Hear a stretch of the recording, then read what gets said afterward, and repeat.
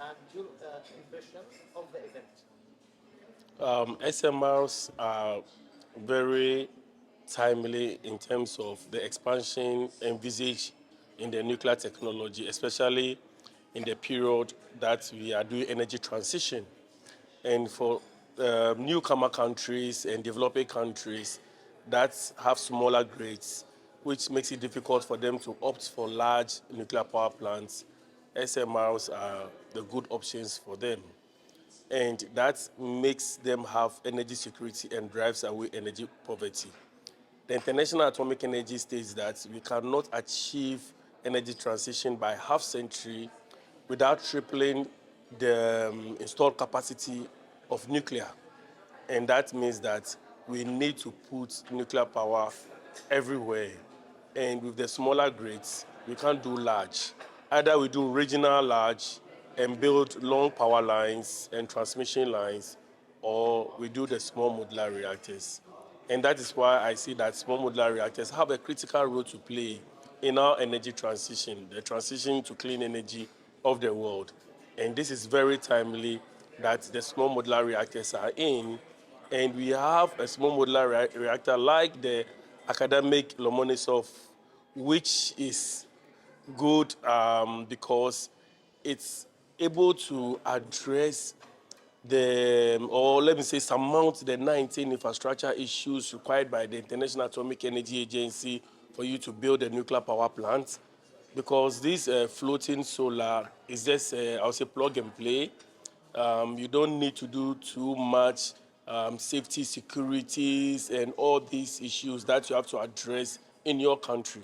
So it gives the confidence for people or for countries to go into nuclear and then be able to now build nuclear power plants on land because you already have it in the energy mix. So I think it is very timely for SMR coming in this time is perfect. Okay, second question will be how nuclear energy can help in overcoming energy crisis in African countries. Now, currently, yes, Africa is experiencing a lot of energy poverty, and we are also facing energy transition targets. Most of all, we are being pushed to do modern renewables such as solar and wind, which are quite intermittent. And in our continent, we have a lot of dust. So dealing with the challenges of cleaning panels, and not everywhere has a wind tunnel, it's very difficult to go full scale modern renewables. Also, the battery storage systems, which are also required, are not cheap. So it's very also difficult to go industrial scale on renewables. And I'll take my country for example. We have exhausted all our large hydros. So nuclear option is not, I would say, it's a necessity. It's not like an option. It is a must because we don't have coal, and we don't want to rely on imported gas because that makes the cost of electricity not predictable. But nuclear is affordable. It is an energy source which stays to you for over 60 years, and it gives you base load for industrialization.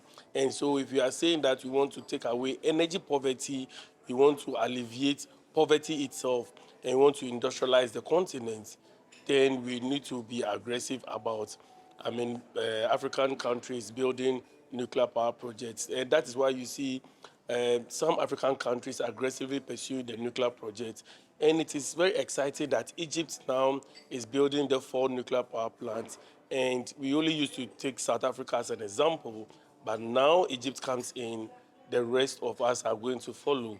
And I think the picture from space will look brighter than what it is now. Okay, fantastic. Last question to me. It's uh, what role of SMR technologies can play? Okay, with respect to our nuclear program, we see that SMR are good for industrial enclaves. So that is the target we are looking at because Mostly, we have identified 2 nuclear sites, and they look at large reactors. But there are certain sites which are very good, but then there are communities around, there are populations around which we need to evacuate.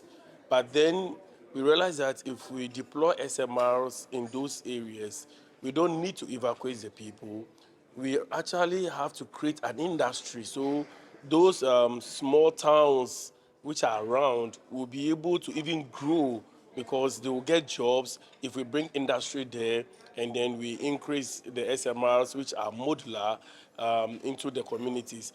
It will be a city which will be built around an energy source. So this is how we envisage SMRs. I mean, as direct power, producing heat, producing steam, producing electricity, requirements for industry. So we look at it for industrial enclave, and then for large nuclear as base load through transmission lines.